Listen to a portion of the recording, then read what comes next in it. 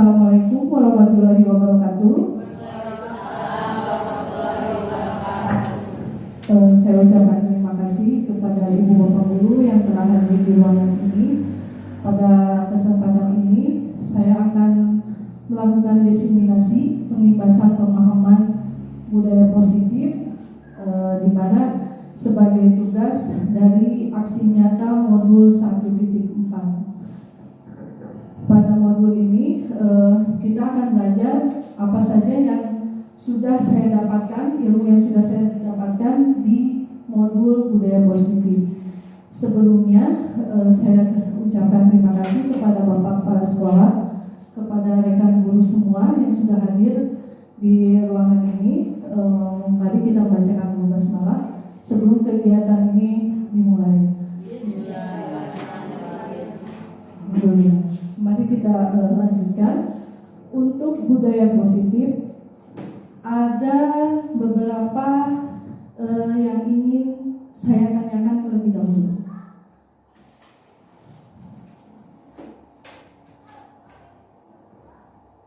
Sebentar ya Bu.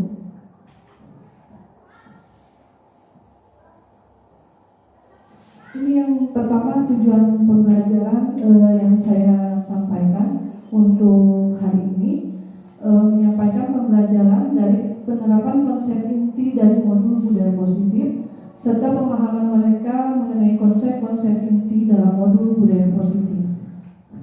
Kemudian saya mempunyai pertanyaan penganti. Yang pertama, sebelumnya ya Bu, kalau yang bisa jawab angkat tangan saja langsung ke depan. Apa yang Anda ketahui tentang budaya positif? Silakan Ibu. Ayo Bu Inis, Mumila. Budaya positif.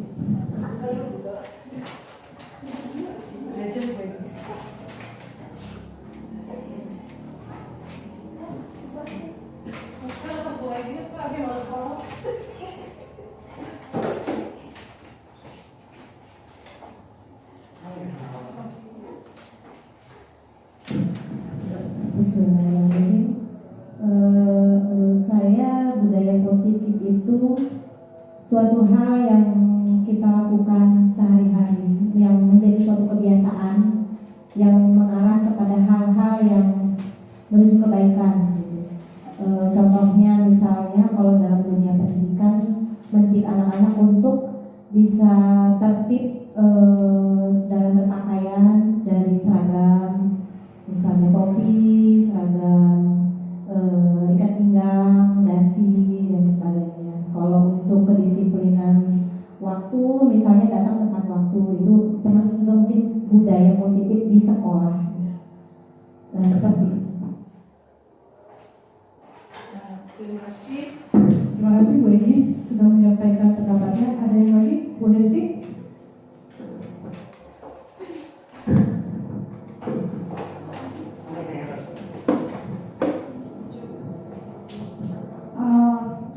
Bismillahirrahmanirrahim. Kalau menurut saya budaya positif itu sebenarnya berawal dari tingkah laku positif. Positif dalam artian tingkah laku baik, seperti membiasakan antri, tertib, kalau upacara, khidmat, kalau di siswa.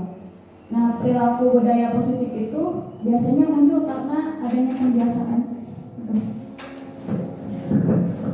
Terima kasih yang sudah memberikan pendapatnya. Lanjut dulu yang kedua. Apakah memberi hukuman kepada siswa dapat mendisiplinkan siswa? Mengapa alasannya? Silakan, siapa yang berpendapat?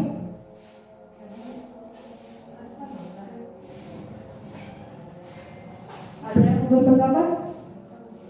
Memberikan hukuman misalnya kesiangan lari 10 keliling misalnya, dapat mendisiplinkan anak tidak? Belum tentu ya Bu. Alasannya mengapa Bu? Terlalu ya, di depan dia.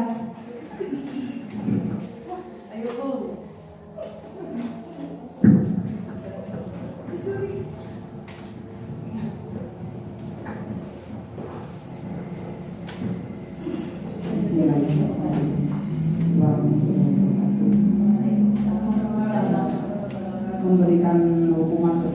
siswa tentunya baik, tapi itu harus positif.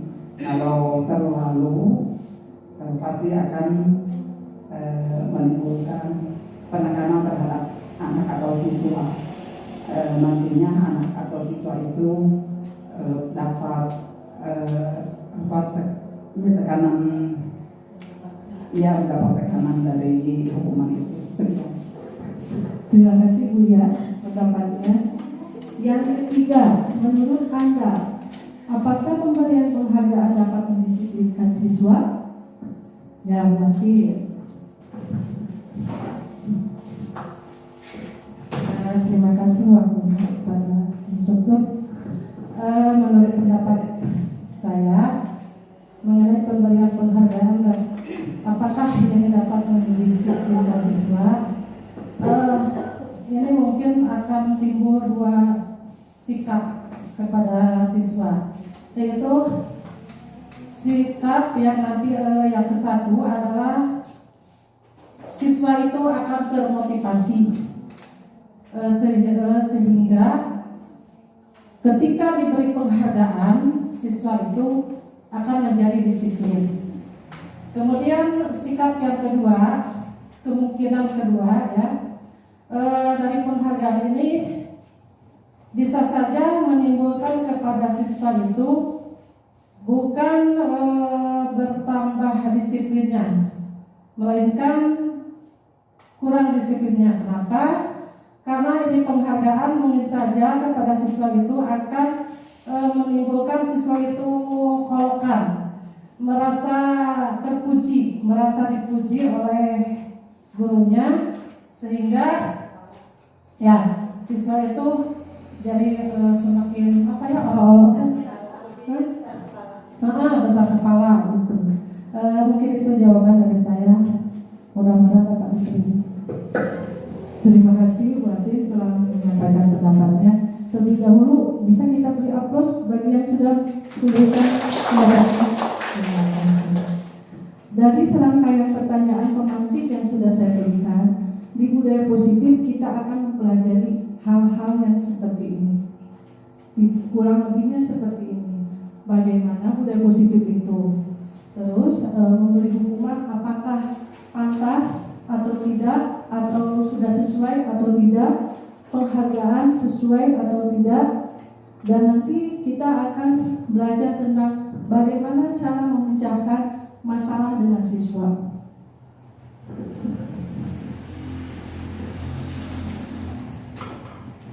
Nah, ini budaya positif. Budaya positif di sekolah adalah nilai-nilai, keyakinan-keyakinan, dan kebiasaan-kebiasaan yang berpihak pada murid agar mereka dapat berkembang menjadi pribadi yang kritis, penuh hormat dan bertanggung jawab. Budaya positif di sekolah dapat membuat murid merasa nyaman, aman, dan menyenangkan, serta dapat menumbuh kembangkan sikap gotong royong, rasa peduli satu sama lain, dan kolaborasi yang baik antar warga sekolah. Tadi yang menurut Ibu Egis betul ya, bahwa pembiasaan sudah menjadi dasar atau awal mula dari budaya positif. Pembiasaan-pembiasaan yang positif itu adalah langkah awal untuk menjadikan budaya positif di sekolah. Mengapa? Karena dengan pembiasaan akan ada muncul disiplin, rasa disiplin untuk pada anak-anak. Kita sebut disiplin yang positif. Nah, budaya positif itu bagaimana bisa mengembangkan rasa aman? Karena adanya keyakinan-keyakinan dan nilai-nilai kebajikan yang ada dalam budaya positif. Selanjutnya Bu, konsep inti budaya positif. Dari budaya positif ini yang akan saya berikan pemahamannya yaitu tentang perubahan paradigma pembelajaran, disiplin positif, nilai-nilai kebajikan, kebutuhan dasar manusia, motivasi perilaku manusia, posisi kontrol guru, keyakinan kelas, dan segitiga restitusi. Yang pertama, perubahan paradigma pembelajaran. Kita bermain dulu ya Bu. Kegiatan kepalan tangan. Bayangkan di tangan Ibu dituliskan kertas, bertuliskan barang yang paling spesial, barang yang paling berharga untuk Ibu. Ibu kepalkan. Kemudian coba Ibu bayangkan teman sebelah Ibu membuka dengan paksa tangan Ibu, sedangkan di tangan Ibu terdapat barang yang paling berharga bagi Ibu. Apa yang akan Ibu lakukan? Ibu dibujuk, Ibu diancam, dihati, dirayu, disuap agar Ibu bisa membuka barang berharga Ibu. Apa yang akan terjadi? Apakah Ibu akan membukanya? Tidak. Apabila ada orang yang Ibu percayai, terus Ibu bilang, saya percaya nih sama kamu, apakah Ibu akan membukanya? Tergantung ya Bu ya, tergantung. Begitupun paradigma belajar Bu. Kalau kita sudah mempunyai prinsip, walaupun dari manapun asalnya tantangan itu, walaupun dari manapun asalnya hantaman apapun yang Ibu dapatkan dalam pembelajaran, kalau sudah kita mempunyai prinsip bahwa belajar yang baik itu adalah berpihak pada murid, Ibu akan melakukannya seperti itu. Seperti yang Ibu lakukan, bahwa barang berharga di tangan saya tidak boleh lepas kepada orang lain. Begitu Bu, perubahan paradigma belajar. Apa yang kita yakini, apabila itu positif, harus kita pegang dengan teguh. Begitupun pembelajaran Bu. Ada miskonsepsi tentang teori kontrol. Yang pertama, ilusi guru mengontrol murid. Yang kedua, ilusi bahwa kritik dan membuat dasar bersalah mampu menguatkan karakter. Yang ketiga, ilusi bahwa orang dewasa berhak memaksa. Yang keempat, ilusi bahwa semua penguatan positif efektif dan bermanfaat. Saya kembali bertanya Bu, apa yang dimaksud dengan ilusi? Ilusi, hayalan. Terus imajinasi ya Bu. Hayalan, imajinasi. Imajinasi bahwa kita itu sebagai guru dapat mengontrol murid, bahwa kritik rasa bersalah yang kita berikan pada murid dapat menguatkan karakter. Jadi ilusi itu sepakat ya Bu, hayalan ataupun imajinasi. Kembali Bu, ilusi guru mengontrol murid. Pada dasarnya kita tidak dapat memaksa murid untuk berbuat sesuatu jikalau murid tersebut memilih untuk tidak melakukannya. Walaupun tampaknya guru sedang mengontrol perilaku murid, hal demikian terjadi karena murid sedang mengizinkan dirinya dikontrol. Saat itu bentuk kontrol guru menjadi kebutuhan dasar yang diberi oleh murid tersebut. Teori kontrol menyatakan bahwa semua perilaku memiliki tujuan, bahkan terhadap perilaku yang tidak disukai. Ada murid yang senang kita kontrol, ada murid yang senang tidak boleh melakukan itu. Jangan, atau tidak boleh menulis begitu. Ada murid yang senang untuk dikontrol dirinya. Kita sebagai guru bisa mengontrol murid karena murid membuka dirinya untuk bisa kita kontrol. Tetapi ada juga murid yang tidak bisa kita kontrol karena dia tidak membuka dirinya untuk kita masuk mengontrol mereka. Ini adalah ilusi guru mengontrol murid. Jadi sistem kontrol itu sendiri akan muncul dari dirinya sendiri.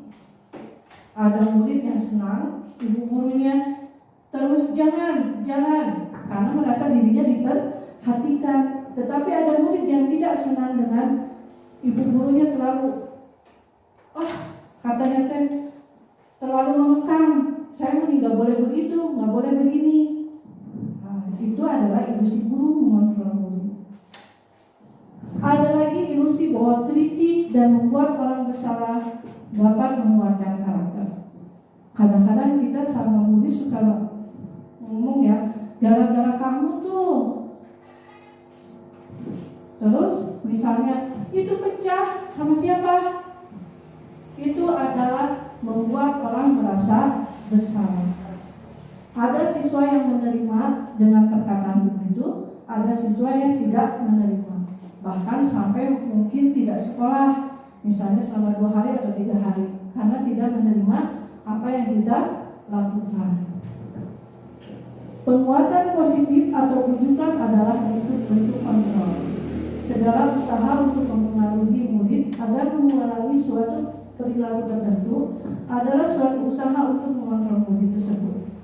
Dalam jangka waktu tertentu, kemungkinan murid tersebut akan menyadarinya dan mencoba untuk menolak. Bukan rujukan kita, atau bisa jadi murid tersebut menjadi tergantung pada pendapat sang guru untuk berusaha.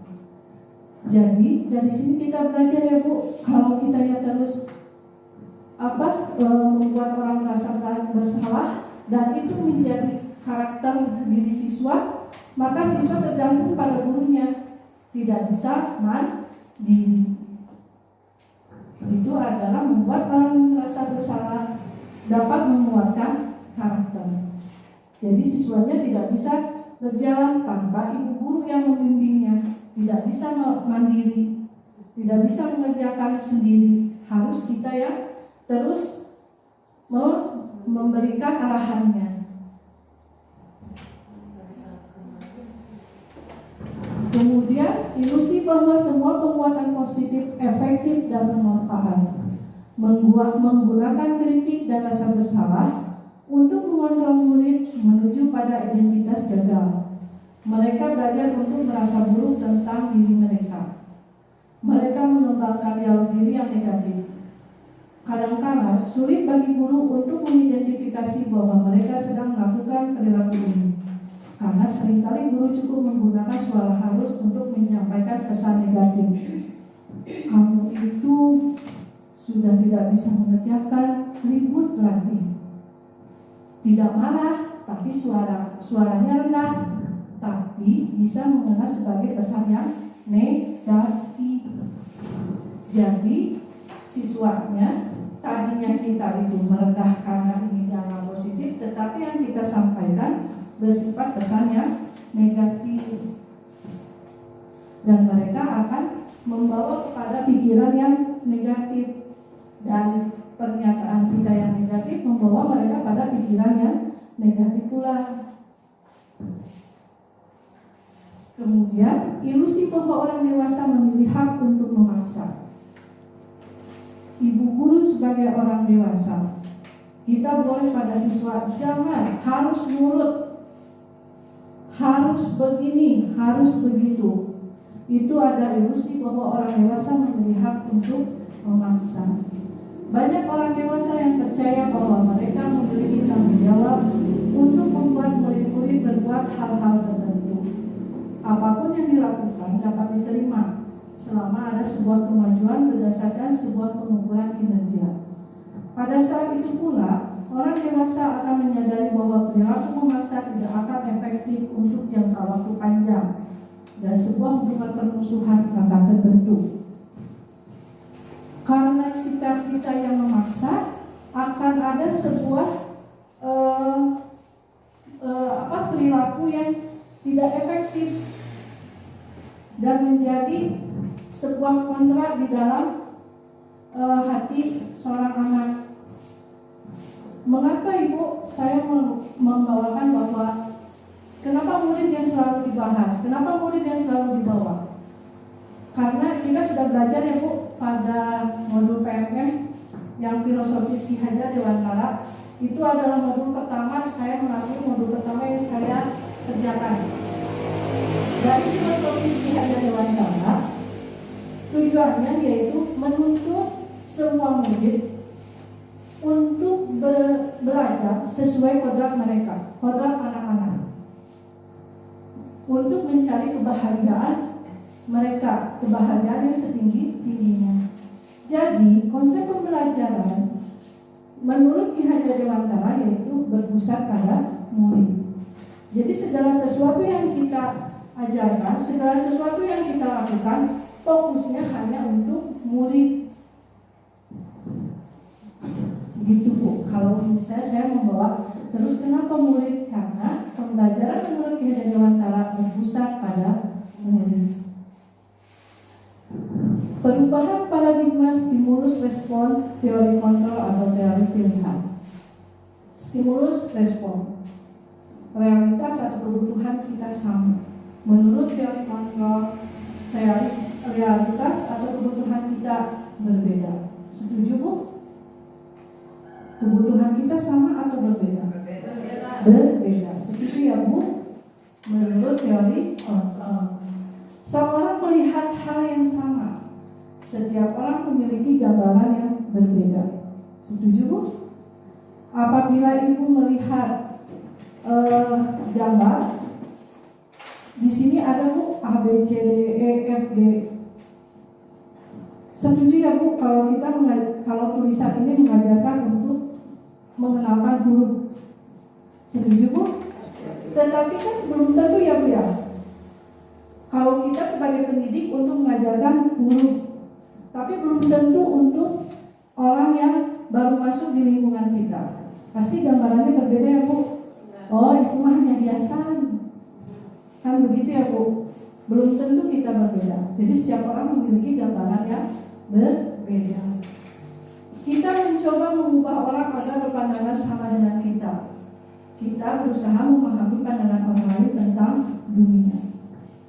Kita tidak bisa, Ibu Ati memandang saya sebagai operator Bu, tapi belum tentu kalau Ibu Dilalin memandang saya. Nah, begitu Bu. Jadi tidak bisa Ibu Dilalin disamakan dengan Ibu Ati. Keperluan mereka berbeda ya pada saya. Ibu Imas, Ibu Mira kepada saya keperluannya berbeda. Jadi bisa belum tentu sama ya Bu pandangan orang lain dengan pandangan kita. Kita tidak bisa harus sama orang lain, harus sama dengan pandangan kita. Selanjutnya, perilaku buruk dilihat sebagai suatu kesalahan. Semua perilaku memiliki tujuan. Belum tentu perilaku buruk itu adalah kesalahan. Ada slogan bahwa kegagalan itu awal dari keberhasilan. Nah itu Bu yang harus kita rubah dari mindset kita. Orang lain bisa mengontrol saya. Hanya Anda yang bisa mengontrol diri Anda. Ibu tidak bisa mengontrol saya harus begini, harus begitu. Hanya saya yang bisa mengontrol diri saya sendiri.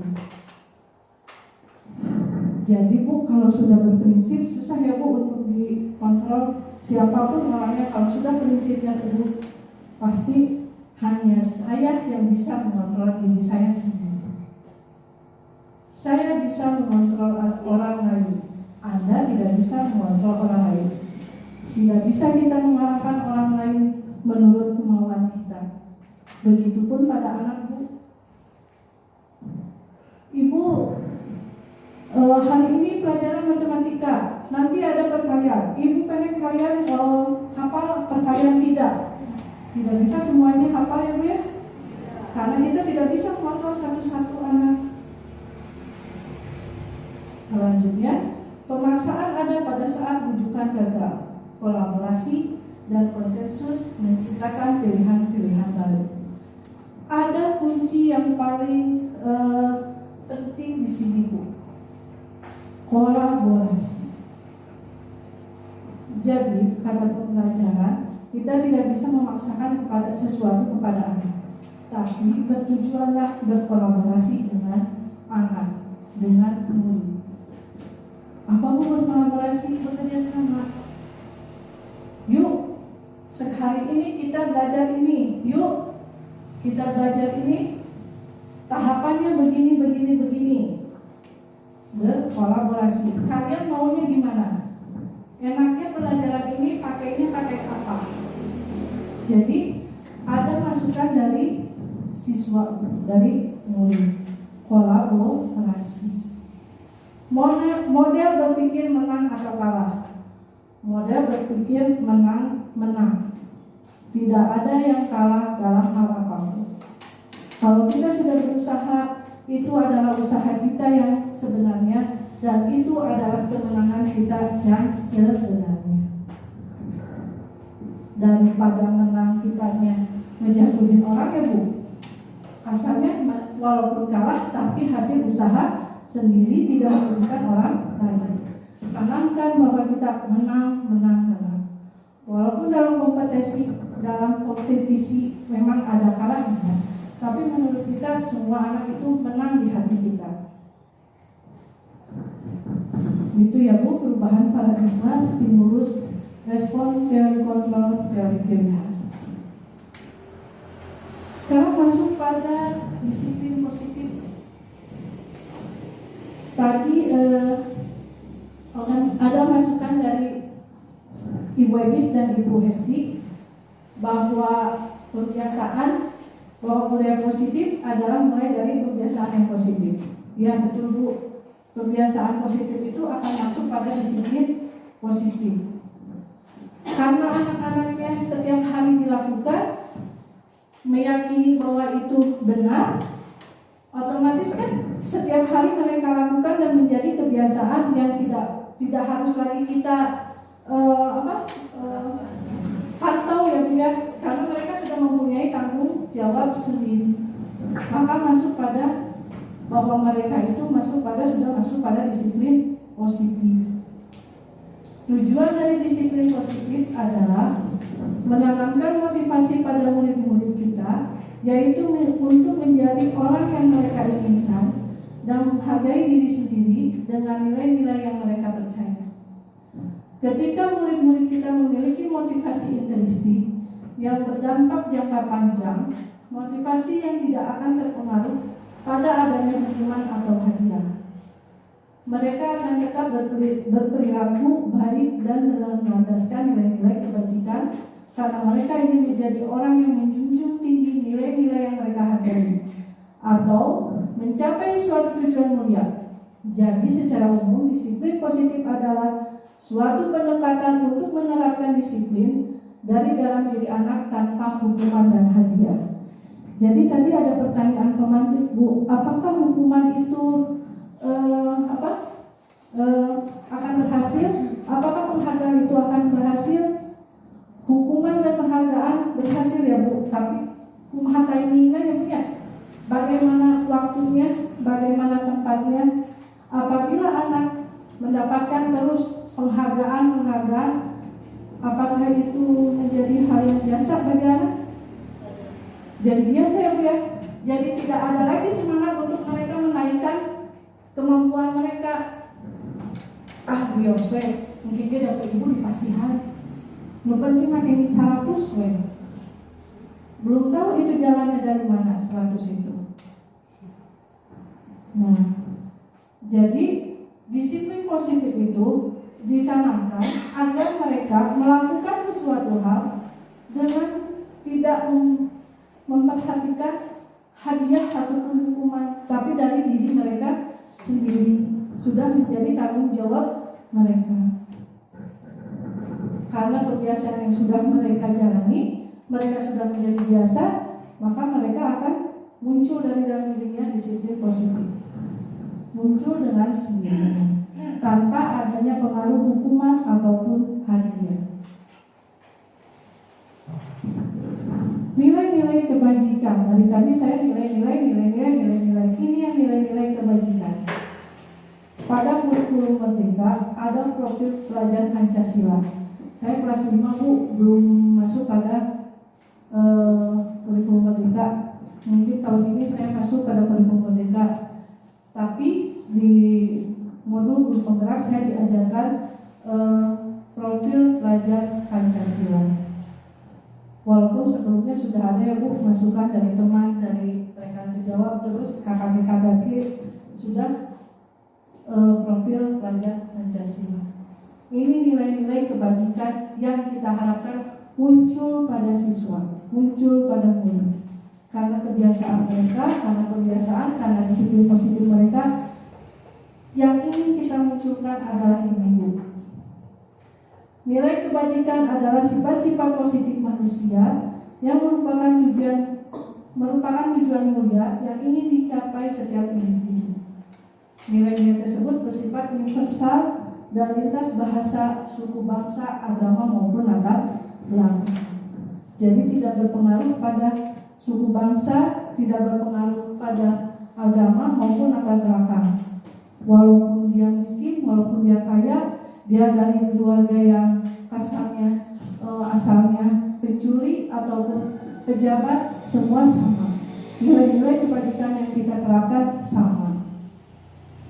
Profil pelajar Pancasila ada 6 ya, kalau nggak salah. Beriman dan bertakwa pada Tuhan Yang Maha Esa dan berakhlak mulia, berkebinekaan global, gotong royong, mandiri, kreatif, dan berharap kritis. Ini yang ingin kita munculkan pada budaya positif. Nilai-nilai ini yang kita munculkan. Religiusnya ada, tanggung jawabnya ada, mandirinya ada, kreatif dan inovatif, serta dapat bernalar kritis. Kemudian dari Ibu Primary Years Program, adanya toleransi, rasa hormat, integritas, mandiri, menghargai, antusias, empati, keingintahuan, kreativitas, kerjasama, percaya diri, dan komitmen. Nilai-nilai ini menurut saya setuju kalau kita masukkan dalam menghormati, Bu. Poin menghormati, menghargai, dan menghormati. Jadi siswa dapat menghargai dan menghormati baik temannya maupun guru. Kemudian keterampilan hidup, life skill, dapat dipercaya, lurus hati, pendengar yang aktif, tidak merendahkan orang lain, dan memberikan yang terbaik dari diri. Ini Bu yang nilai-nilai kebajikan yang ingin kita munculkan pada murid, pada kebiasaan budaya positif dan disiplin positif. Apapun yang kita lakukan, apabila kita memecahkan masalah untuk siswa, ini yang harus kita munculkan. Tanggung jawab, mereka harus tanggung jawab. Terus religius. Kebetulan kalau di sekolah kita sudah ada ya kalau religius seperti sholat duha bersama ya, doa berjamaah. Terus ada doa surah-surah pendek sebelum masuk ya. Ada pembacaan Al-Quran, Al-Asmaul Husna, itu masuk pada religius. Kemudian kita juga ada ekstrakurikuler pramuka ya Bu. Itu mengajarkan pada siswa bahwa belajar kepemimpinan, belajar bertanggung jawab, belajar menghargai dan menghormati orang lain. Itu mungkin yang sudah kita lakukan ya Bu di sekolah untuk memberikan nilai-nilai kebajikan kepada siswa. Kebutuhan dasar manusia. Apa sih kebutuhan dasar manusia? Ada yang berpendapat kebutuhan dasar manusia itu kebutuhan primer. Terus Sekunder. ada lagi sekunder, ada lagi tersier. Itu kebutuhan manusia. Kebutuhan manusia ada 5 Bu, kebutuhan manusia. Kebutuhan untuk bertahan hidup. Primer ya Bu, kalau rumah ya. Primer maksudnya kan kasih sayang dan rasa diterima, love and belonging. Kebiasaan atau freedom, kesenangan, fun, dan penguasaan power. Ketika seorang murid melakukan suatu perbuatan yang bertentangan dengan nilai-nilai kebajikan atau melanggar peraturan, hal itu sebenarnya dikarenakan mereka gagal memenuhi kebutuhan dasar mereka. Maka sebagai guru kita perlu memahami kebutuhan murid. Saya mau bertanya Bu, ada anak murid kelas 5 masuk ke dalam kelas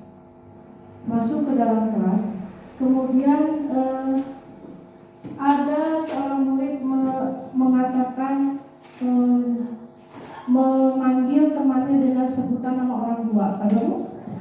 Ada ya Bu ya? Ada. Kalau si Eta sebenarnya gitu, pakai nama orang tua. Menurut Ibu, kebutuhan apa yang belum dipenuhi pada anak yang menyebutkan nama orang tua tersebut?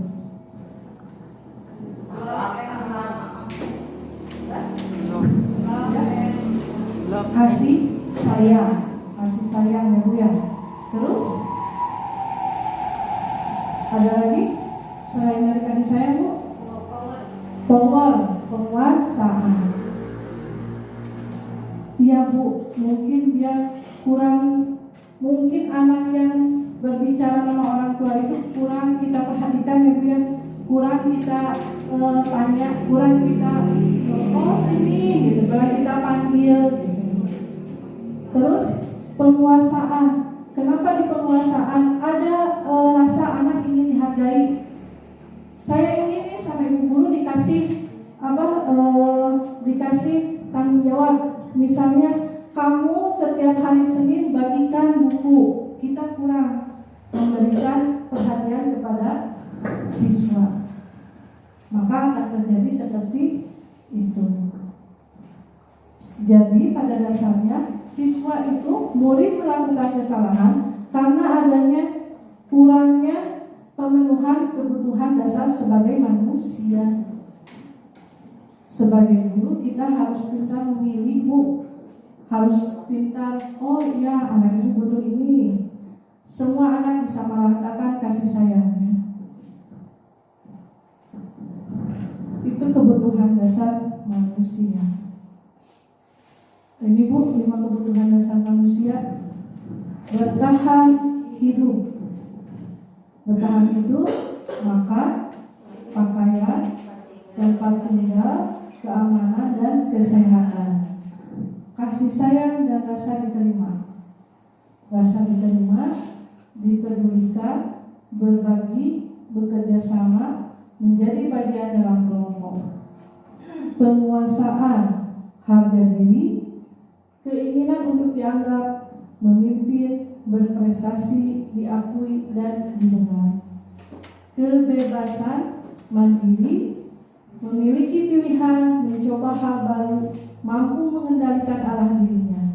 Kesenangan, bermain, humor, antusiasme, dan tertawa. Itu adalah 5 kebutuhan dasar manusia yang harus kita sebagai guru harus memperhatikannya untuk murid. Teori motivasi.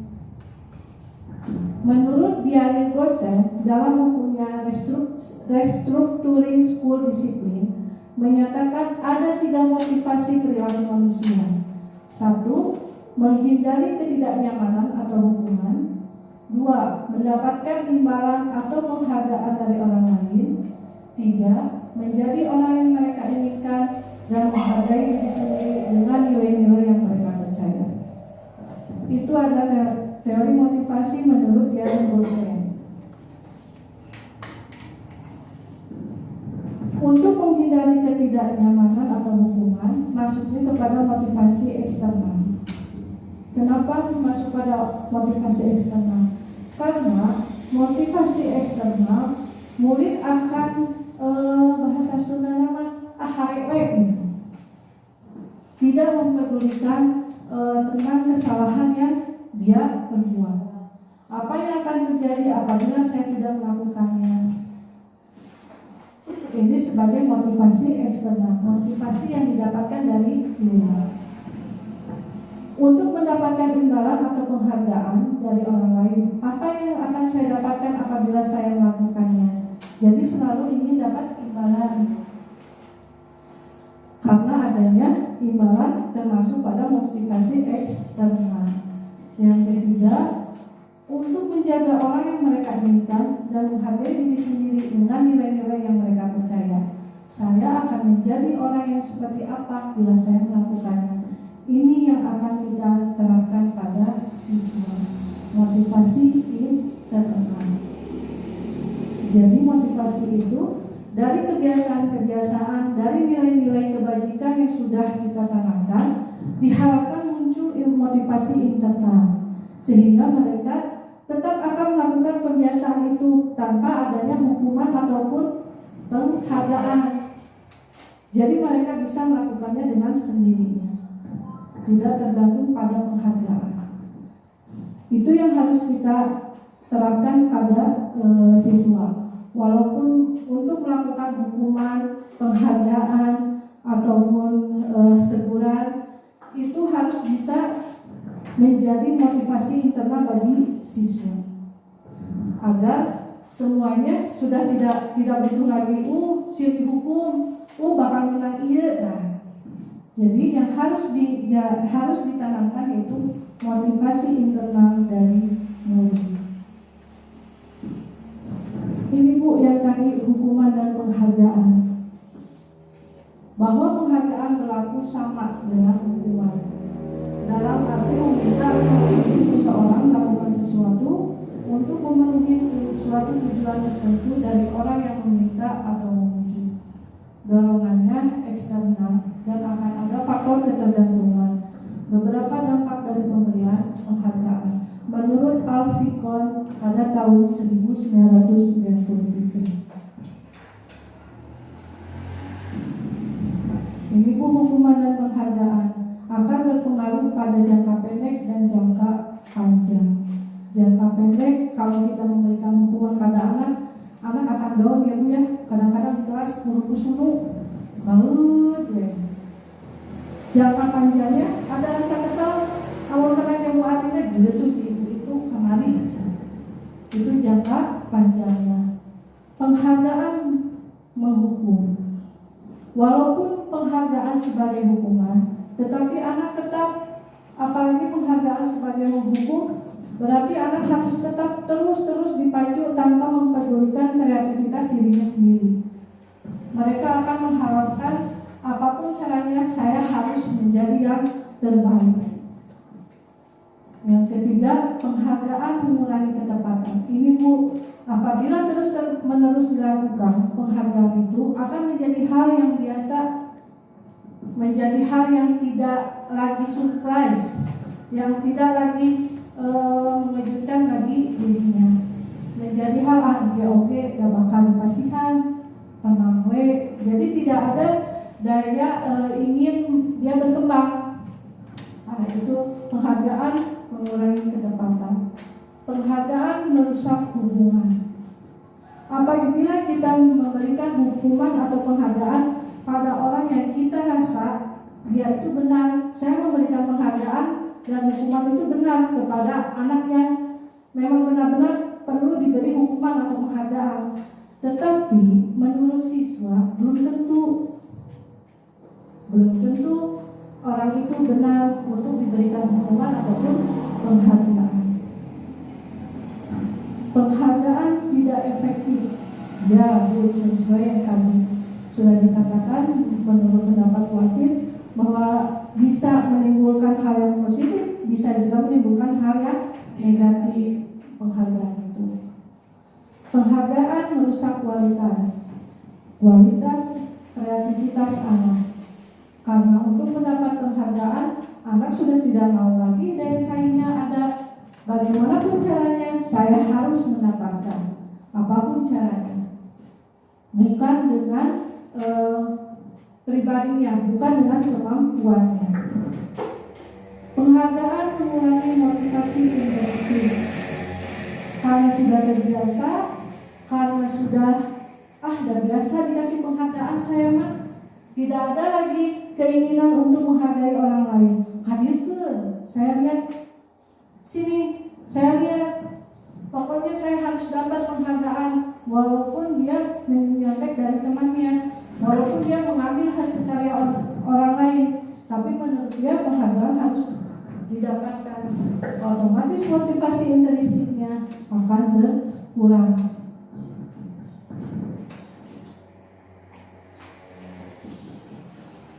Ibu, nah ini Bu. Coba Bu lihat 1, 2, 3, 4. Menurut Ibu nomor 1 hukuman atau konsekuensi?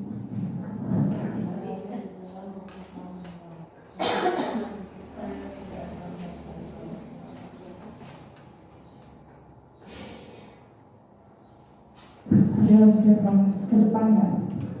Hukuman atau konsekuensi. Nomor 1, hukuman atau konsekuensi.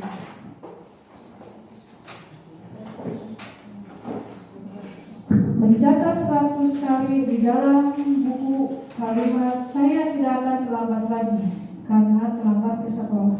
Karena datangnya terlambat ke sekolah, disuruh tulis 100 kali di dalam bukunya saya tidak akan terlambat lagi. Menurut Ibu, hukuman atau konsekuensi? Konsekuensi. Mengapa konsekuensi, Bu? Akibat dia terlambat. Nomor 2, lari mengelilingi lapangan basket 2 kali karena terlambat hadir di sekolah. Hukuman. Kenapa Bu hukuman? Lebih ke fisik. Yang ketiga, membersihkan tumpahan air di meja tulis karena tersenggol pada saat belajar. Konsekuensi. Kenapa Bu? Karena akibat perbuatan sendiri, menyenggol. Yang keempat, lari mengelilingi lapangan basket 2 kali karena terlambat 10 menit untuk pelajaran PJOK. Hukuman. Hukuman ya Bu? Setuju hukuman? Setuju. Oke. Kita lihat ya Bu.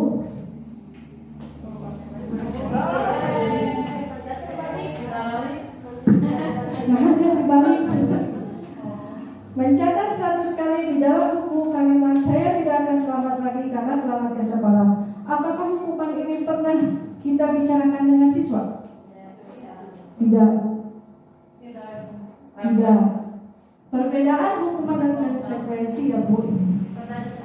Nah, hukuman ya Bu. Lari mengelilingi lapangan basket 2 kali karena terlambat habis di sekolah. Tadi sepakat hukuman ya Bu? Betul ya Bu.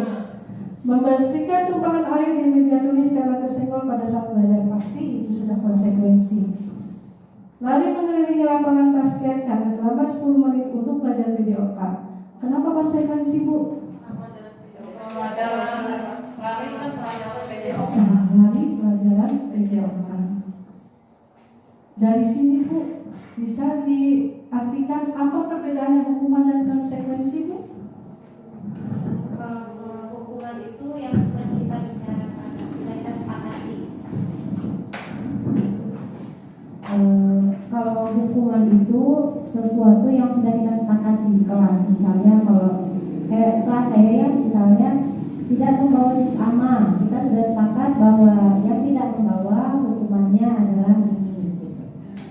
Tapi itu juga, saya juga bingung nih antara konsekuensi sama hukuman, karena kadang mereka karena sudah tahu, karena sudah terbiasa, jadi mereka tahu konsekuensinya. Jadi yang awalnya hukuman menjadi konsekuensi itu gimana maksudnya? Enggak ya. Jadi kalau di kelas saya, jadi hukuman menurut saya hukuman itu yang sudah kita sepakati. Nah kalau konsekuensi itu hal yang memang seharusnya yang harusnya dikerjakan, tapi karena mereka merasa itu adalah kesalahan, ya mereka melakukannya dengan sendirinya gitu, melakukan hukuman itu dengan sendirinya gitu, itu gimana gitu. Jadi itu kira-kira Terima kasih Bu Enis. Beri aplaus dulu dong Bu, biar semangat. Ada lagi? Bu Esti mau menambahkan? Bu Aisyah mau menambahkan? Hukuman dan konsekuensi. Ya. Ini ya Bu. Hukuman tidak berencana atau tiba-tiba. Murid tidak tahu apa yang akan terjadi atau tidak dilibatkan. Bersifat satu arah, berupa hukuman fisik atau psikis. Jadi kalau hukuman Bu spontan ya Bu, keluarnya spontan. Misalnya ada anak lari-larian di kelas, duduk, nanti ibu keluar atau ibu jewer atau disuruh lari 10 keliling lapangan, itu hukuman secara spontan keluarnya. Jadi tidak belum ada kesepakatan dengan siswa. Konsekuensi terencana disepakati sesuai peraturan.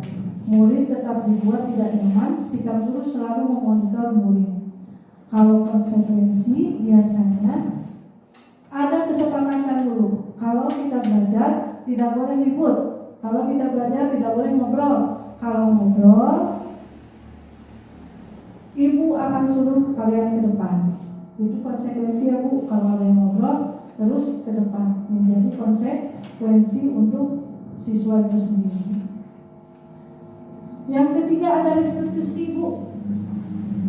Proses menciptakan kondisi bagi murid untuk memperbaiki kesalahan. Proses kolaboratif yang mengajarkan murid untuk mencari solusi sendiri. Restitusi itu Bu, memecahkan permasalahan dengan melibatkan siswa, dengan kita menanyakan apa penyebabnya, mengapa mereka melakukan seperti itu. Itu restitusi.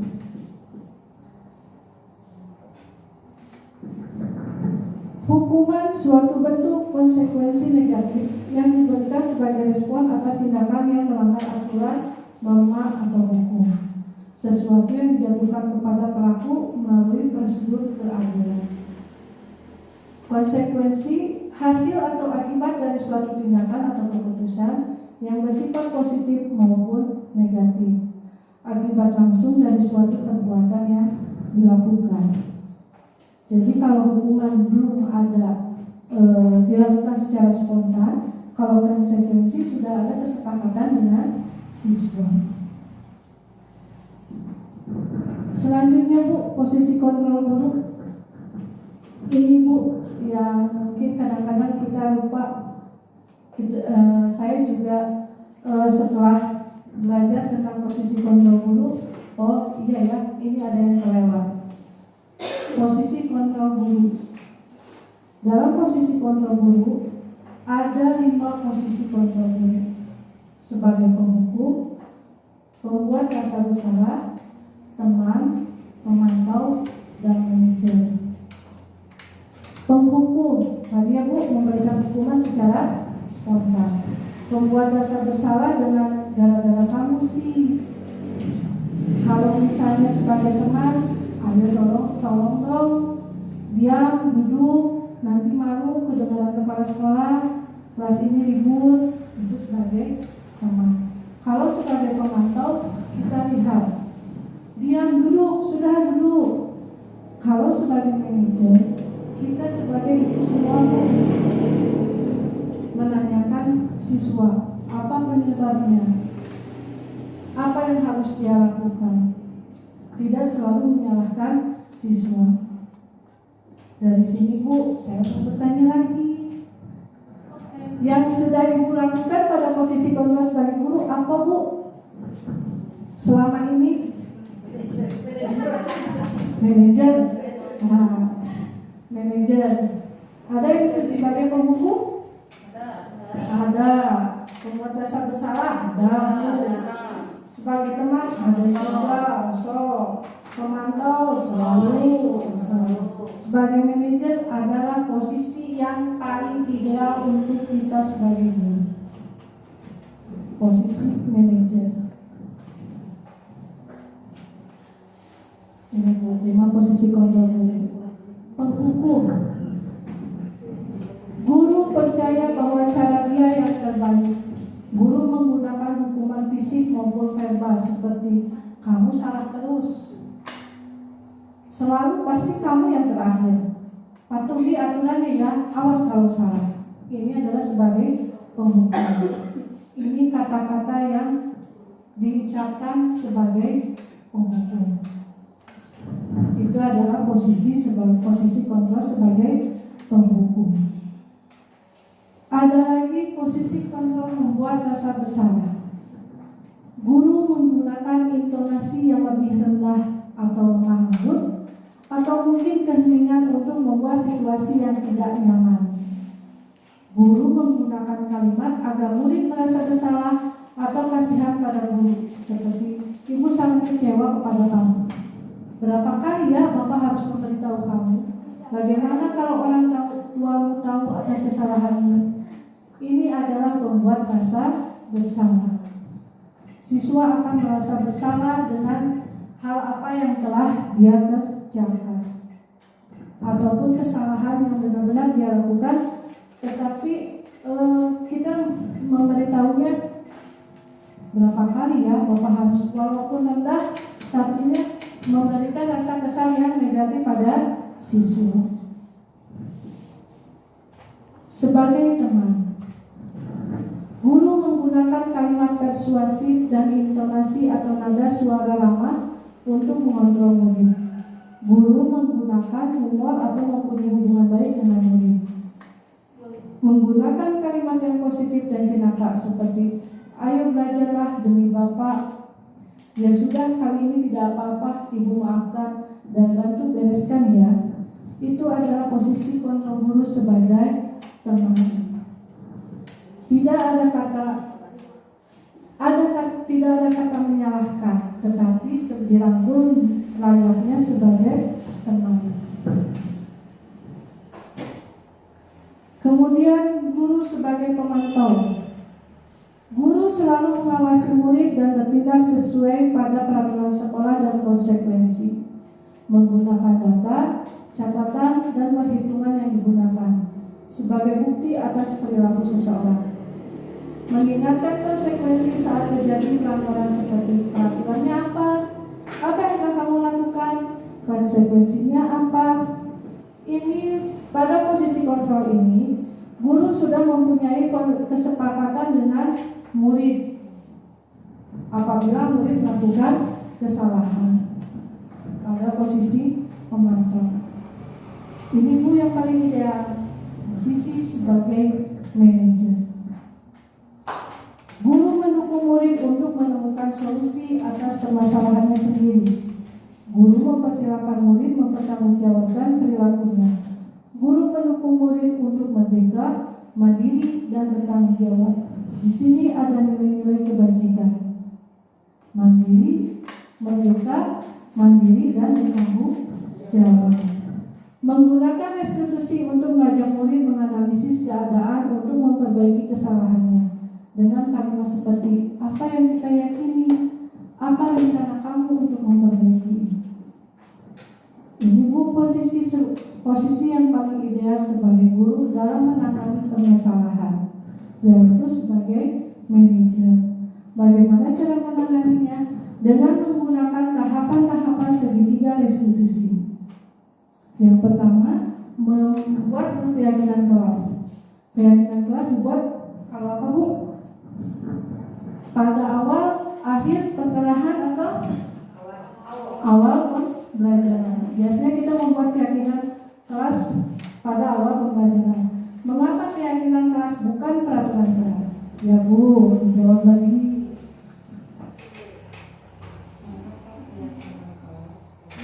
Mengapa keyakinan kelas bukan peraturan kelas?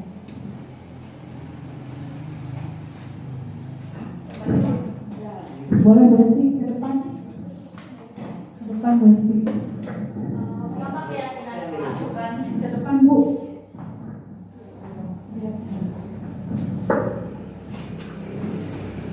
Mengapa keyakinan kelas bukan peraturan kelas? Karena biasanya kalau keyakinan kelas itu dibuat dengan siswa, dengan kesepakatan di awal pembelajaran. Sedangkan kalau peraturan kan dibuat oleh pihak sekolah sebagai tata tertib sekolah. Kalau keyakinan kelas kita buat antara guru dengan siswa berdasarkan keyakinan apakah mereka sepakat atau tidak, setuju atau tidak. Terima kasih Bu Esti. Ada lagi yang menambahkan? Beri aplaus dulu Bu Esti, biar mengantuk. Terima kasih Bu Esti. Ya betul Bu Esti, keyakinan kelas dibuat dengan kesepakatan dengan murid. Keyakinan kelas, seorang akan lebih tergerak dan bersemangat untuk menjalankan keyakinannya daripada hanya sekedar mengikuti serangkaian peraturan tertulis tanpa makna. Murid-murid pun demikian. Mereka perlu mendengarkan dan memahami arti sesungguhnya tentang peraturan-peraturan yang diberikan. Apa nilai-nilai kebajikan di balik peraturan tersebut? Apa tujuan utamanya? Bukan sekedar mengikuti rangkaian peraturan-peraturan yang mengatur mereka tanpa memahami tujuan mulianya. Keyakinan kelas adalah nilai-nilai kebajikan yang diyakini oleh kelas untuk menumbuhkan motivasi intrinsik dan budaya positif siswa. Itu Bu, kenapa keyakinan kelas bukan peraturan kelas? Karena untuk membuat suatu kelas yang nyaman harus ada keyakinan yang siswa dan guru sepakati. Agar apabila siswa ataupun guru melakukan kesalahan sudah mengetahui konsekuensinya Bu. Kalau kita melakukan ini, oh ya konsekuensinya kita sudah bersepakat untuk melakukan hal yang sudah kita sepakati. Apabila melakukan kesalahan, ada kesepakatan apa yang harus kalian lakukan untuk memperbaiki kesalahan. Itu Bu kalau keyakinan kelas. Kalaupun peraturan kelas itu biasanya keluar dari sepihak. Kita sebagai pendidik yang membuat peraturan tidak boleh terlambat, tidak boleh tidur di kelas, tapi bukan menurut kesepakatan bersama siswa. Kalau misalnya membuat keyakinan kelas, siswa akan lebih bertanggung jawab Bu. Kalaupun siswa melakukan kesalahan, kita gampang Bu menanyakannya. Kan kita udah sepakat ya dari awal bahwa pembelajaran Ibu tidak boleh harus begini. Kita sudah sepakat. Anak pun akan mengerti, iya Bu, karena kita sudah mempunyai kesepakatan dengan siswa. Bukan kita yang mengeluarkan peraturannya, tapi bersama-sama membuat kesepakatan untuk kenyamanan di kelas. Pembentukan keyakinan kelas. Ini Bu, saya melakukan kesepakatan kelas dengan menggunakan post-it. Dibagikan kepada siswa, ditempel di papan tulis. Baru kita tempel menjadi sebuah keyakinan kelas yang kita buat dari karton ataupun kita print ya Bu, diperbesar. Pembentukan keyakinan kelas bersifat abstrak, berupa pernyataan universal, dibuat dalam pernyataan positif, sedikit saja Bu, jangan terlalu banyak, agar mudah diingat, sesuai dengan kondisi kelas dan sekolah sehingga mudah diterapkan. Semua warga sekolah atau kelas dilibatkan dalam penyusunan keyakinan kelas. Jadi, sebelum melaksanakan pembelajaran, kita buat dulu keyakinan kelasnya. Hari ini kita belajar matematika. Siap ya? Siap Bu? Kita buat dulu keyakinan kelas. 1. Tidak boleh misalnya tidak mengganggu teman. Disiplin ya, tidak mengganggu teman. Terus tidak menggunakan kalkulator. Terus tidak mengeluarkan kata-kata yang tidak pantas. Sebelum pembelajaran dimulai, kita buat dulu keyakinan kelas. Itulah keyakinan kelas untuk membuat peraturan agar kelas lebih nyaman, tetapi siswa tidak merasa didiskriminasi, tidak ditekan oleh peraturan yang kita buat karena adanya keyakinan yang telah disepakati. Untuk pemecahan masalah yang saya lakukan kemarin di sekolah ada dengan menggunakan tahapan-tahapan segitiga restitusi. Tadi sudah dibahas ya Bu. Kalau restitusi itu adalah proses menciptakan kondisi bagi murid untuk memperbaiki kesalahan mereka, sehingga mereka bisa kembali pada kelompok mereka dengan karakter yang lebih kuat. Restitusi juga merupakan proses kolaboratif yang mengajarkan murid untuk mencari solusi untuk masalah mereka dan membantu murid berpikir tentang orang seperti apa yang mereka ingin menjadi tujuan yang mulia. dan bagaimana mereka harus memperlakukan orang lain. Ini segitiga restitusinya, tahapan-tahapannya. Suatu proses dialog yang dilakukan oleh murid dan guru untuk memecahkan masalah agar murid lebih mandiri dan bertanggung jawab. Ini Bu segitiga restitusinya, menstabilkan identitas, validasi tindakan yang salah, menanyakan keyakinan. Keyakinan dibuat karena untuk kembali ditanyakan kepada siswa agar bisa memecahkan masalah. Ini menstabilkan identitas. Menstabilkan identitas bertujuan untuk mengubah identitas anak dari orang yang gagal karena melakukan kesalahan menjadi orang yang sukses. Ini contoh pertanyaannya, Bu. Apabila ada anak yang melakukan kesalahan, kita panggil, Bu. Yang pertama kita tanyakan, misalnya, kenapa bisa terjadi? Tapi kenapa kamu melakukan itu? Berbuat salah tidak apa-apa, tidak ada manusia yang sempurna. Saya juga pernah melakukan kesalahan seperti itu. Kita bisa menyelesaikan ini. Bapak atau Ibu tidak tertarik mencari siapa yang salah, tapi dan Bapak dan Ibu mencari solusi dari permasalahan ini. Kamu berhak merasa begitu. Apakah kamu sudah menjadi teman yang baik buat dirimu sendiri?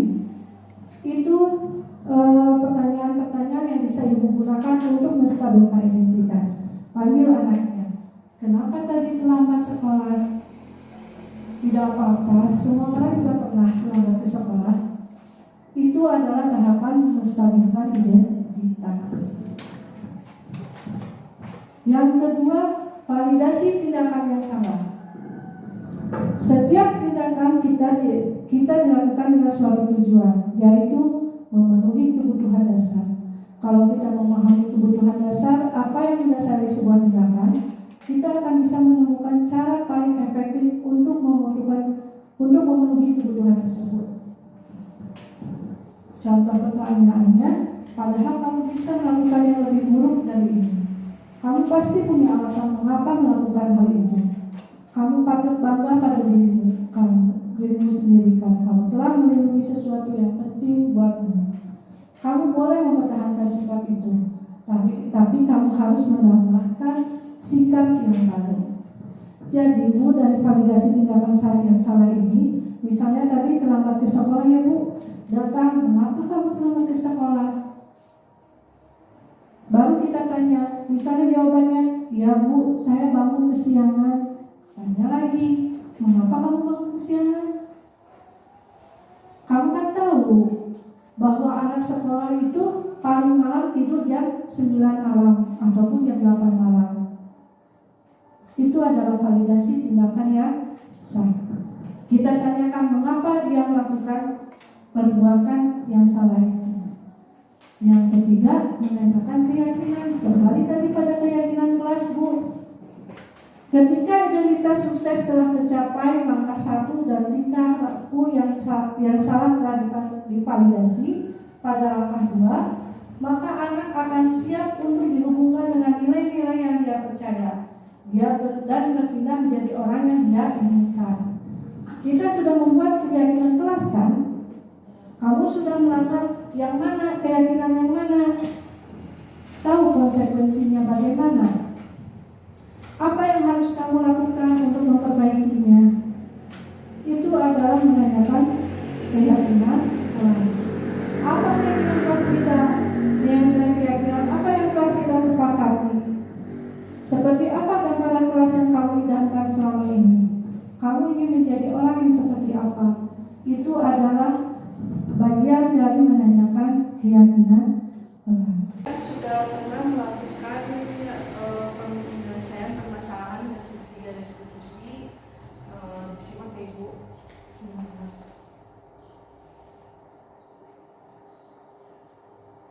Ini adalah kasusnya. Nadia tidak suka pensil yang sedang dipakainya diambil secara langsung oleh temannya. Dia marah dan tidak dapat menahan emosinya.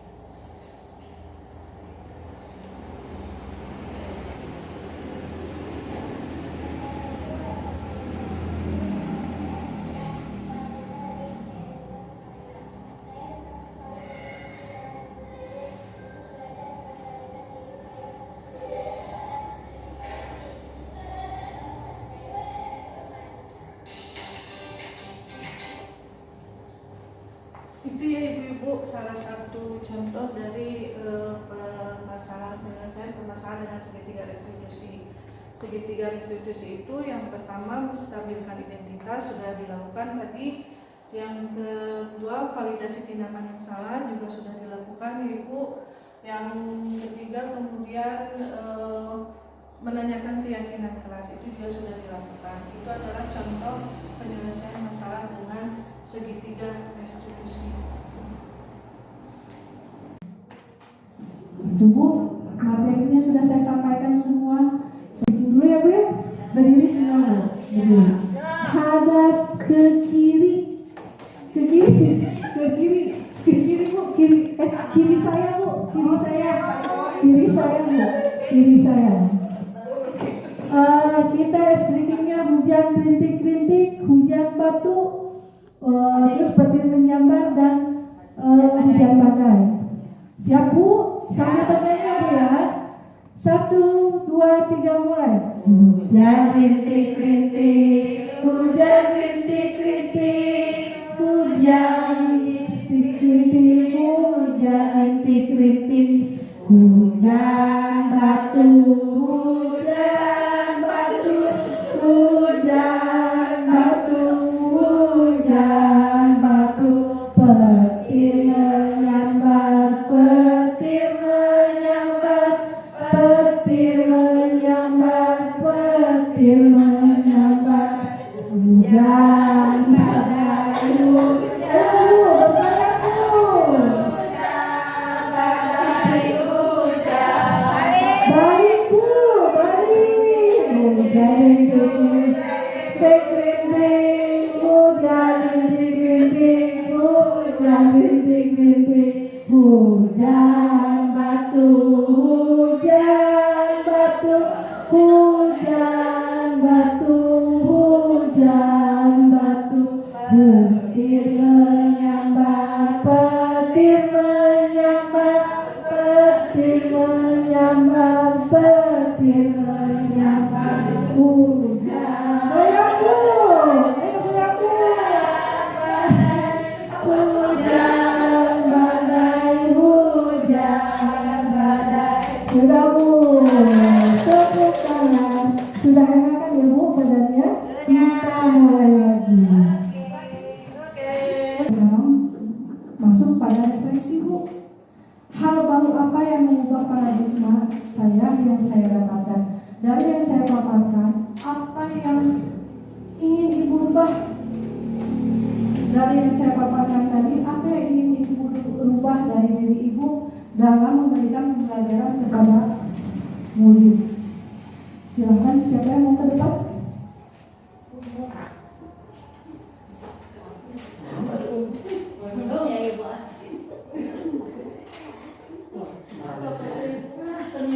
Ayo Bu, refleksi Bu. Bu, dari yang sudah saya sampaikan, paparkan tadi, apa yang mengubah paradigma Ibu dan apa yang sudah Ibu dapatkan?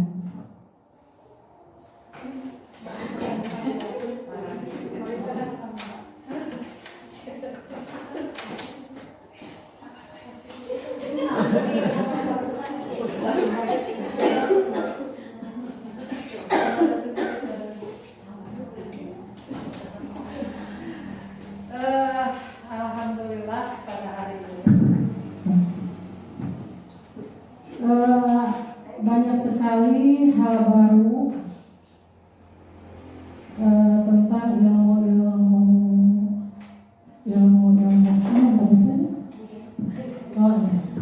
budaya positif di sekolah ya, sehingga dari ilmu-ilmu yang didapatkan tadi saya khususnya itu ada perasaan bersalah terhadap siswa, karena selama ini perlakuan saya terhadap siswa baik itu berupa hukuman atau hadiah atau apa ya dan sebagainya pokoknya. Nah itu selama ini yang saya mungkin yang diterima oleh siswa itu, mungkin banyak siswa yang merasa timbul dalam hatinya, merasa kecewa mungkin. Mungkin juga siswa itu merasa benci, mungkin juga merasa siswa itu merasa didiskriminasi oleh saya.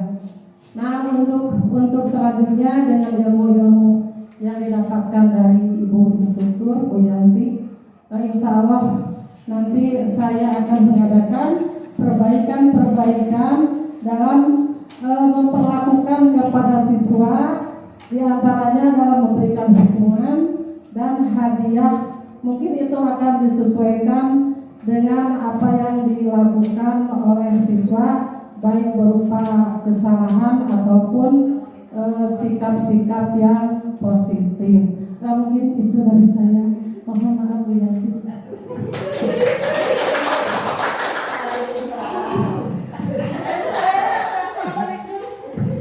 Terima kasih Bu Ati, tapi sebelumnya diralat ya, instruktur. Di sini kita sama-sama belajar aja Bu. Saya hanya menyampaikan apa yang sudah saya dapat. Terima kasih Bu atas refleksinya yang nomor 1. Yang nomor 2, bagaimana perasaan Anda ketika mengikuti diseminasi ini? Silakan, siapa yang ke depan?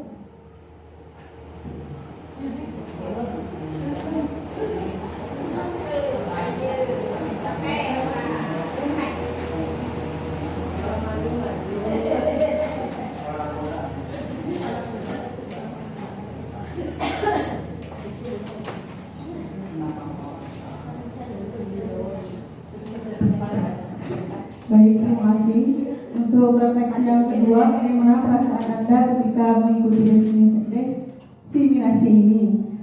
Perasaan saya mengikuti diseminasi ini tentunya senang ya, karena saya mendapatkan ilmu lagi mengenai bagaimana budaya positif di sekolah, bagaimana cara memperlakukan siswa-siswi di sekolah, maupun juga cara memberikan hukuman, memberikan konsekuensi atau melakukan tadi keyakinan kelas bagaimana seperti itu. Terus juga saya juga menyadari bahwa saya masih banyak kekurangan ketika di kelas, yang baik memberikan hukuman, memberikan hadiah ataupun achievement yang lain gitu. Jadi ketika saya mengikuti ini dengan Ibu Yanti, alhamdulillah mempunyai banyak ilmu atau memberikan banyak ilmu kepada saya mengenai budaya positif yang harus saya lakukan ketika di sekolah. Seperti itu. Terima kasih. Terima kasih Bu Yanti sudah memberikan refleksinya. Yang ketiga, apa rencana Anda ke depan? Silakan, siapa yang ke depan?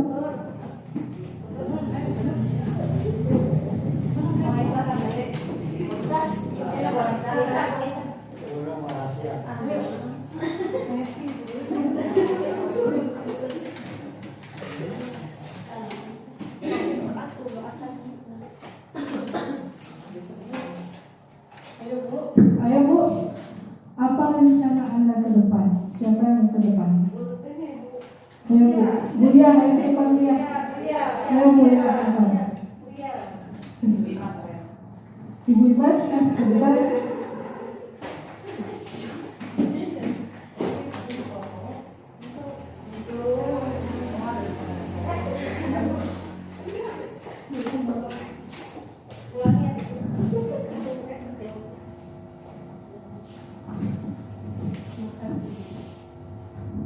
Bismillahirrahmanirrahim. Assalamualaikum warahmatullahi wabarakatuh.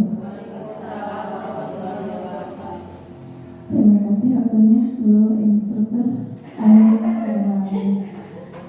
Untuk apa rencana ke depan? Mungkin rencana ke depan bagi saya sendiri ya. Setelah banyak yang dipaparkan oleh Bu Yanti tadi, insya Allah mungkin kita akan lebih tahu gimana cara menghukum anak, terus memberi hadiah juga, memberi motivasi terhadap anak yang melakukan kesalahan. Tentu memberi motivasi anak untuk lebih semangat lagi dalam melaksanakan pembelajarannya. Terus mungkin bagi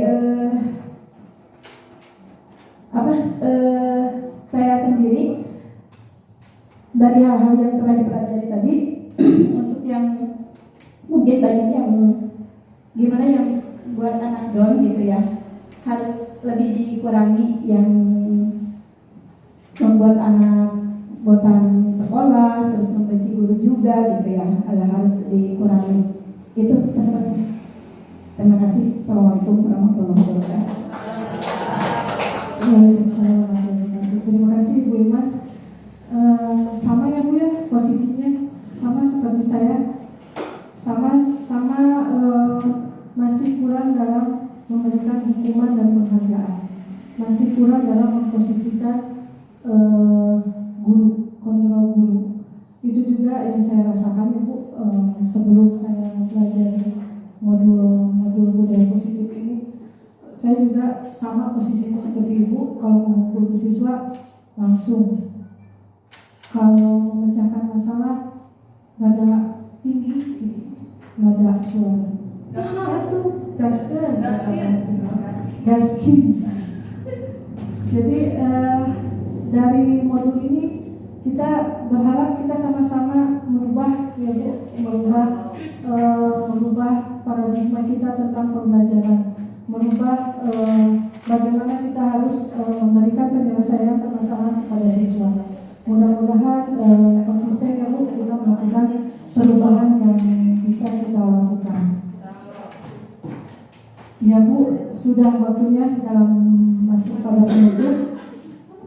Pada penutup ini dari semua yang saya sampaikan, saya menyimpulkan bahwa dalam penerapan program disiplin positif, hendaknya guru memiliki standar kepribadian, keprofesionalan, dan kepribadian yang baik di mana guru mampu merefleksi dirinya dalam posisi kontrol saat ini.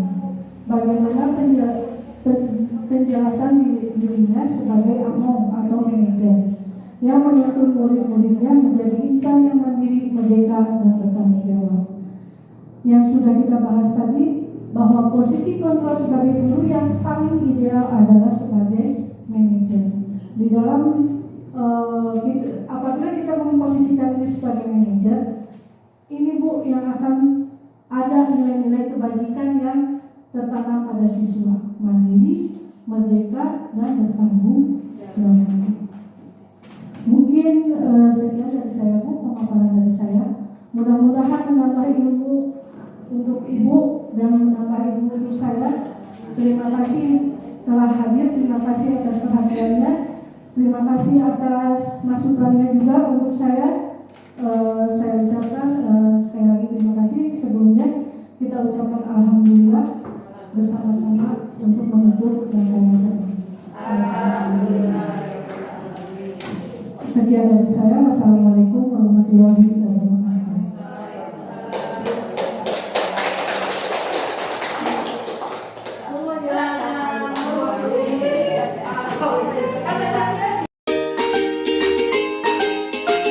Assalamualaikum warahmatullahi wabarakatuh.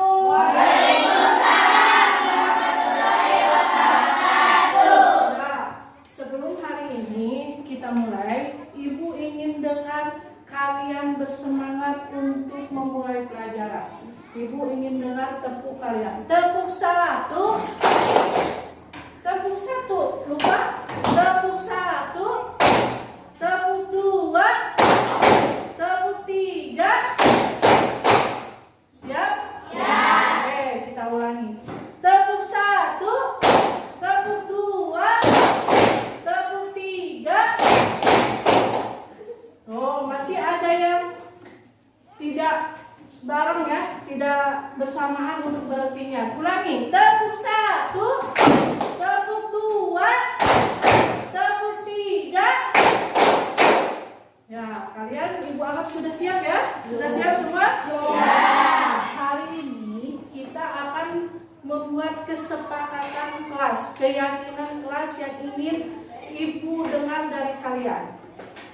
Untuk apa Ibu kesepakatan ini? sebagai peraturan kalian berada di kelas.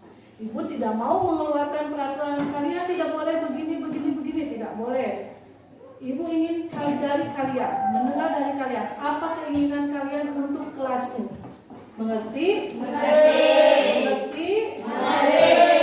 Ibu akan membagikan kertas post-it, kalian isi keinginan kalian. Kalau di kelas itu inginnya gimana sih? Agar pembelajaran yang kita lakukan semuanya menjadi nyaman, aman. Mengerti? Mengerti. Nanti kalian isi post-it ini. Nanti setelah kalian isi, tempelkan di papan tulis. Nanti di sini sama ibu ditulis. Nah, ini ada kesepakatan kelas. Nah, baru nanti kita simpulkan keyakinan kelas apa yang ingin kalian lakukan di kelas ini.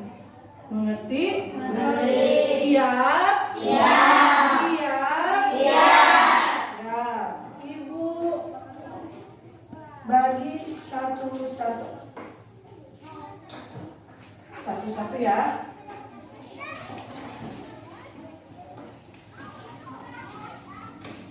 Tulis keinginan kalian.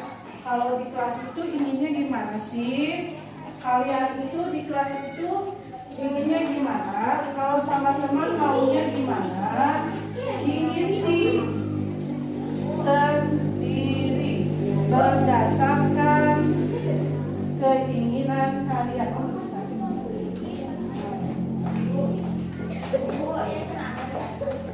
Oh,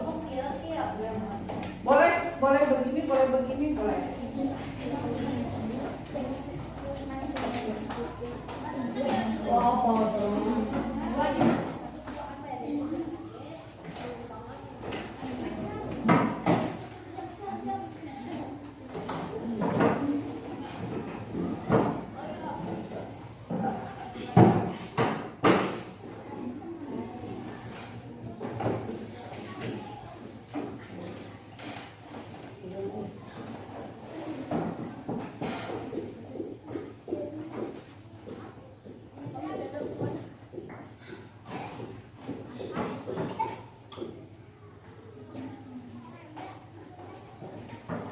Menurut diri sendiri ya, jangan bertanya pada teman apa ya. Kalau sudah, kalian tempel di kesepakatan kelas. Ada yang pulpennya kosong? Ditukar. Siapa yang pulpennya kosong?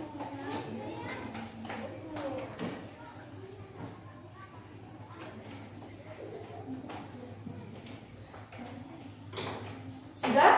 Ada yang sudah? Yang sudah silakan maju ke depan, tempel di kesepakatan kelas. Ayo, tempel di kesepakatan kelas. Boleh. Bu, ya. Kami sobek, bukan di tempel.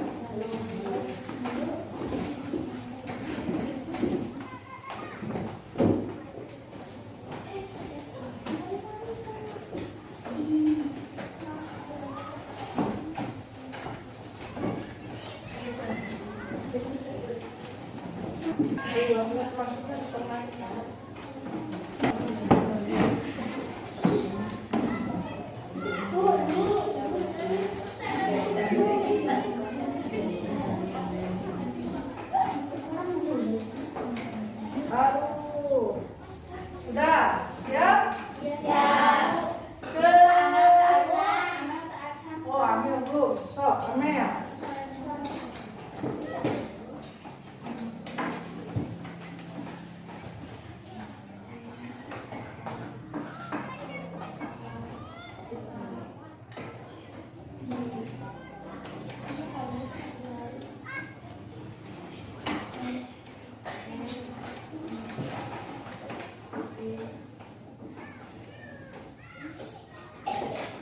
Sudah?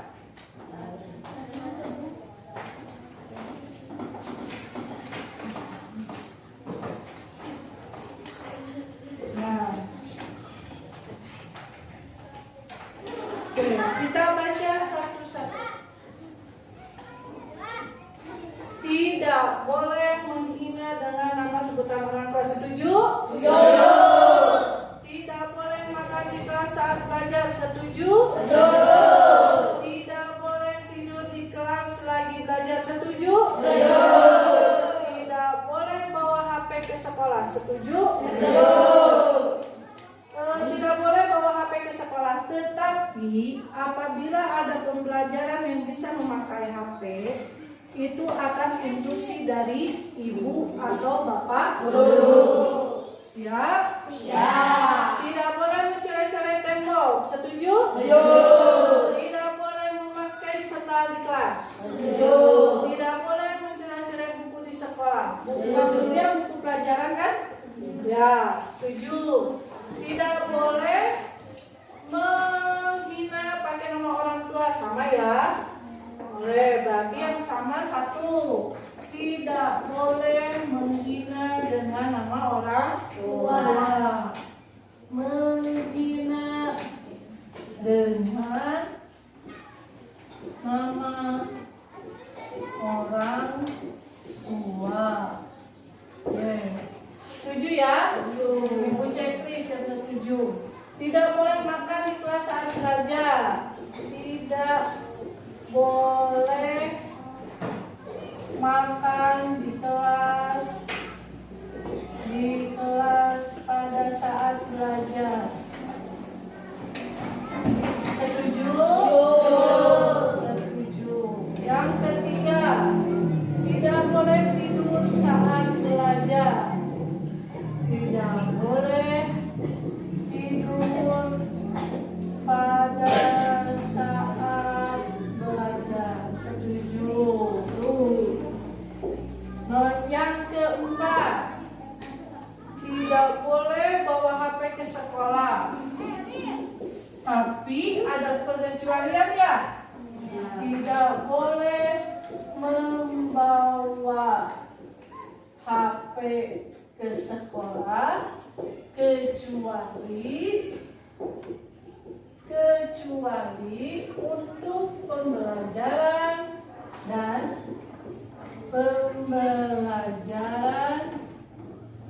dan instruksi dari ibu atau bapak guru. Instruksi dari ibu atau bapak guru. Setuju? Selain itu tidak ya. Yang kelima, tidak boleh memakai sendal di kelas. Tidak boleh memakai sendal, tetapi harus memakai sepatu. Tidak boleh memakai sendal, harus memakai sepatu. Setuju? Setuju. Yang keenam, tidak boleh mencoret-coret buku pelajaran. Tidak boleh mencoret-coret buku pelajaran. Setuju? Setuju. Yang ketujuh, tidak boleh tidak boleh membuang sampah sembarangan. Setuju? Tidak boleh membuang sampah sembarangan.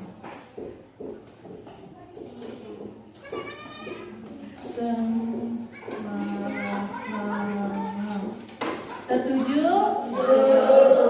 Tidak boleh lari-larian di kelas, sama tidak boleh main bola di kelas. Itu ibu jadikan satu kalimat, yaitu tidak boleh bermain pada saat belajar. Tidak boleh bermain pada saat belajar. Setuju? Setuju. Ini sudah. Tidak boleh makan di kelas dan tidak boleh jajan sebelum istirahat. Ibu satukan, berarti tidak boleh makan pada saat belajar. Tidak boleh makan pada saat belajar.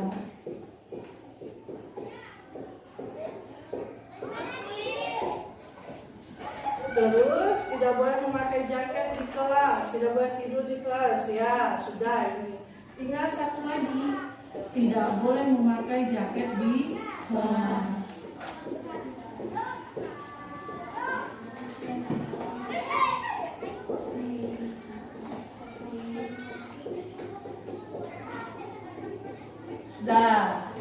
Dari yang kalian sudah tulis dari kesepakatan kelas, keyakinan kelas kalian ada berapa? 10. Ada 10. Yang pertama apa? Tidak menghina nama orang tua. Kedua, Tidak boleh memakai pada saat belajar. yang ketiga, Tidak boleh tidur pada saat belajar. yang keempat, Tidak boleh membawa HP ke sekolah kecuali untuk pembelajaran dan instruksi dari ibu atau guru. yang kelima, Tidak boleh memakai sendal, harus memakai sepatu. yang keenam, Tidak boleh mencoret-coret buku pelajaran. yang ketujuh, Tidak boleh membuang sampah sembarangan. yang kedelapan, Tidak boleh bermain pada saat belajar. yang kesembilan, Tidak boleh makan pada saat belajar. yang kesepuluh. Tidak boleh memakai jaket di kelas. Ada yang sama keyakinan kelasnya dari ke-10? Tidak. Ada yang sama? Coba teliti. Nomor berapa ada yang sama? Nomor berapa dan nomor berapa? Nomor 2 dan nomor 9. Ibu coret satu ya, nomor 9? Ya, karena sama pada poin kedua. Ini keyakinan kelas atas kesepakatan kalian. Dan kalian harus siap untuk mematuhinya. Siap? Siap?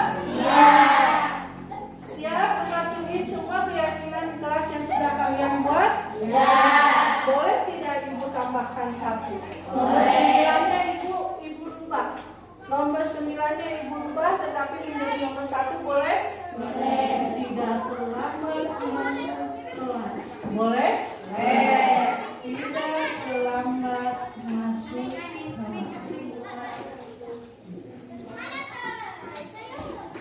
Jadi semua ada berapa? 10. Ini adalah keyakinan kelas yang sudah sepakat kita buat. Kesepakatan yang sudah kita buat. Nanti untuk pertemuan nanti kita buat keyakinan kelas ini dalam sebuah karton dan dikreasikan. Siap? Siap? Ibu ucapan terima kasih atas keyakinan kelas dan kesepakatan kita untuk melaksanakan pembelajaran. Dan kita pegang ini ya. Dan kalian harus tahu kalau kalian melanggar keyakinan kelas berarti kalian harus meminta maaf serta memperbaiki kesalahan. Siap? Terima kasih sudah membuat kesepakatan dan keyakinan kelas. Hari ini kita mulai pembelajaran kita karena kita sudah mempunyai keyakinan kelas. Siap ya? Konsentrasinya dimulai. Tepuk tangan.